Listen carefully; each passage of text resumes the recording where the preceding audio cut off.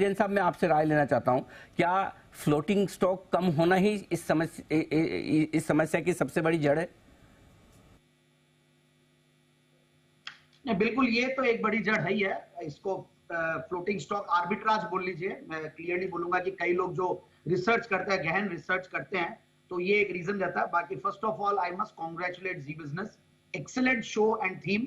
PSUs के नाम से कर रहे हैं, बट ये जैसा कि वरिंदर जी भी बोल रहे थे, नॉन पीएसयूज प्राइवेट सेक्टर बहुत सारी है, और ये एक बहुत बड़ा पॉइंट होता है। बट यहाँ पे तो फिर भी, जैसे मैं एमएमटीसी के नंबर ऑफ शेयर होल्डर्स देख रहा था, तो करीब 2.25 लाख शेयर होल्डर्स है। ऐसा भी नहीं कि डिस्ट्रीब्यूटेड नहीं है।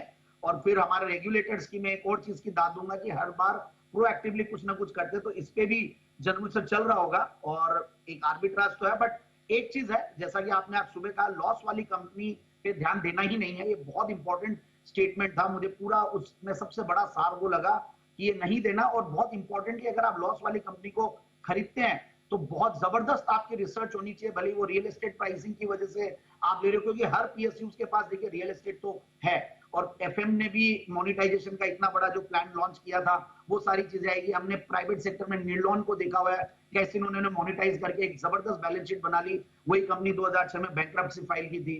प्रीमियर टायर्स लिमिटेड एक कंपनी साउथ में थी, वहां वो कंपनी बिक के अपोलो टायर ने लिया और वहां पे अपना प्लांट लगाया और उसको रेंटल देती है। तो ऐसे होते हैं, अपॉर्चुनिटीज भी निकलते हैं, तो उस अपॉर्चुनिटीज की वजह से भी लोग इन्वेस्टेड रहते हैं। बट अगेन, मैं तो पीएसयूज के ऊपर मुझे सबसे ज्यादा क्लोज में इसलिए फील करता हूं क्योंकि मैंने एमबीए में पीएसयूज के ऊपर ही समर प्रोजेक्ट किया था, वेरी फ्रेंकली, तो इसलिए। और मैंने तब देखा था कई कंपनियां आज जो थाउजेंड्स में है, वो 4 रुपया, 11 रुपया, 12 रुपया भी हुआ करती थी। तो कई बार ऐसा भी होता है कि वो अंडर प्राइस भी रहती है। बट अगेन, मैं यही बोलूंगा कि हमें सारी चीजें देखनी चाहिए। और प्योर फ्री फ्लोट आर्बिट्राज तो है ही, बट साथ साथ हमें एक फैक्ट की बात कही, वरिंदर जी ने बहुत बढ़िया बोली। इनफैक्ट 72 के पी मल्टीपल पे चल रहा है, but again price to book value multiple 36 times. तो इस तरीके की चीजों को नहीं ले। कल मैं शो पे था, अनिल जी, आईटीआई की बात हो रही थी, तो आपने पहले ही बोल दिया कि संदीप जी का स्टेटमेंट ऐसा आएगा। और बिल्कुल, मैं बहुत ज्यादा कॉशन रहता हूं। आज जब ये शो था तो किसी ने मेरे को ट्रोल भी किया कि आपके जेम स्टॉक है, इसमें एक भी स्टॉक मैंने जेम्स में इसलिए नहीं कवर किया क्योंकि जहां पे कैश फ्लोज नहीं है, उन स्टॉक्स को जनरली रेकमेंड नहीं करते। और स्टॉक मार्केट में देखिए कैश फ्लोज पे प्राइसिंग होती है। रियल एस्टेट प्राइसिंग के लिए आपके पास रियल एस्टेट है, बट येट नेवरदलेस बहुत सारी चीजें होती है।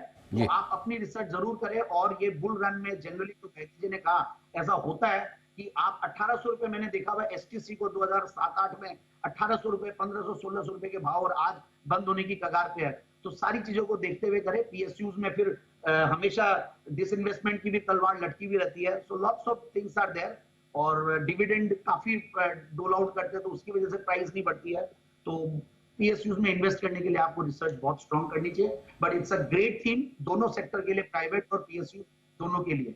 बात इन्वेस्टमेंट की होती तो कहना ही क्या था कि ये तो इन्वेस्टमेंट वाला मामला ही नहीं है। इन्वेस्टमेंट वाला मामला तो है, तो कहीं एचएएल में है, कहीं मझगांव डॉक में है, कहीं बीडीएल में है।